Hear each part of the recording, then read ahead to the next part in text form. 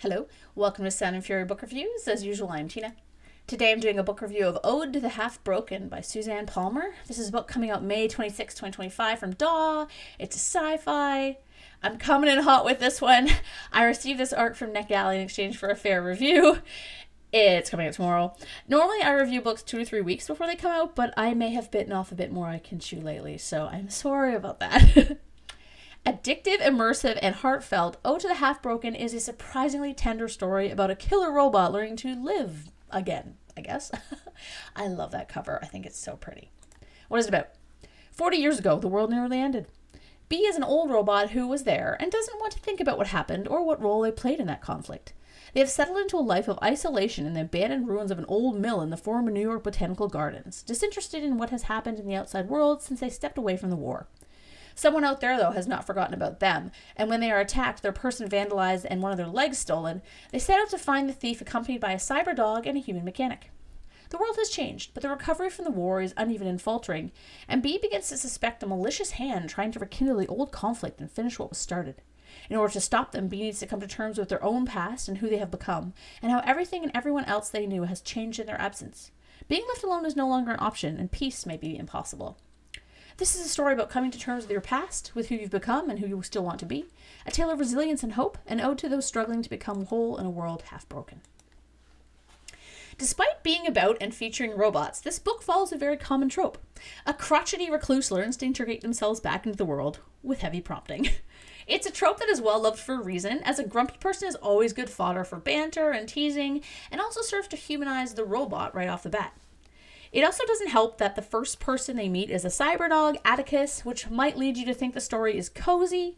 It does have some cozy elements here and there, and it's overall a story about hope, but there is action, there is death, there is trauma, there's references to a lot of triggery things. The balance works really well. It never gets too cozy that it kind of loses its momentum and its seriousness, and it never gets too dark. I mean, it gets pretty dark at times. I guess it depends on what what you consider too dark. I thought that the tone and the atmosphere was dark enough, but it was still fun and exciting. The way the robots are humanized, but also still very much robots, is absolutely perfect. The way they think, they function, they interact with the world feels realistic. B is constantly aware of how their body is functioning, which makes sense since they're always getting kind of data from, their sensors and stuff. And the way the robots share data and service makes total sense. Yet because they're sapient, they have reached self-awareness, they also yearn for connection, community, and purpose. Much like the recluse trope when applied to humans, B's arc is about how it's better to risk pain with others than to be alone. The plot takes a while to really start to unravel, but that doesn't mean the story suffers at all from that. It's immensely interesting. An almost post-apocalyptic world where there are more robots than people, but people are still around and they're still trying to make it work. There's technology, and it's so interesting, the balance, because it's a world on the brink or kind of slightly after a collapse, but there's still tech that works, there's still batteries, there's still all the kind of good stuff we're inventing now that is more eco-friendly, like solar, stuff like that, is kind of part of this world. And so it's interesting because that's the hopeful thing about it. It's if everything goes to crap because of a war or whatever, or, we have no fossil fuels left because, there is still ways that we can kind of keep living and not get kind of shunted back into a medieval kind of time period. And I think that's kind of the thing. It's these robots actually are working to better the world. There's pollinator robots, there's things like that, trying to help with crops. Even though robots can't eat, they're still trying to help humans kind of survive and help the ecosystems thrive and stuff. And I thought that was so nice, especially nowadays when you're AI data centers, they're basically going to destroy the planet. Oh great, well, what's going to happen? How are my kids going to grow up? What world are they going to inherit? But then you see this book and you're this maybe this is a better option. So B's specific goal, or initial goal kind of at the start of the book, is a good way to get the story going. It forces them to travel in a great way to reveal world building and their backstory that's organic and well plotted. We get a basic overview but also little tidbits that flesh it out. There are some flashback chapters to some human characters kind of before the war and or during the war, and so those really help kind of explain what was going on as well. The action scenes are really cool. If you like robot fights, there are some great ones in this. And the way Bee's armor is described is beyond cool. Like, you can picture, like, you know, in video games when it's always like, it's kind of like that, but you can, like, picture it in your mind. It's really neat. It's really well described.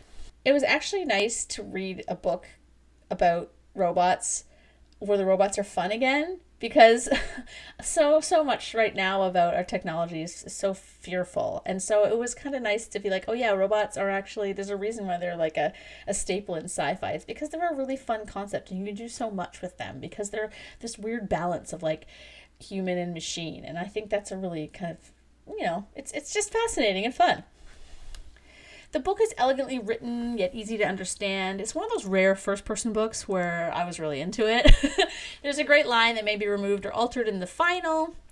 Allowing billionaires to come into existence in any society was the same as allowing knives to be inserted between your own ribs, with the same obvious and inevitable consequences for letting them remain there. There's little like jibes like that here and there about our society now, but it definitely is not preachy. Like, this line is preachy, but I really liked it, so that's why I wanted to read it. But overall, this book, I mean, the message of this book is hopeful, but it's kind of critiquing the way our society is going now, but it's still also super fun. It's super exciting. It's heartfelt. It has found family. There's this cute little drone called Charp, the cool robots. There's a great world building, and also they drive around in this like freaking VW bus from the 70s that's like modified. That was so fun.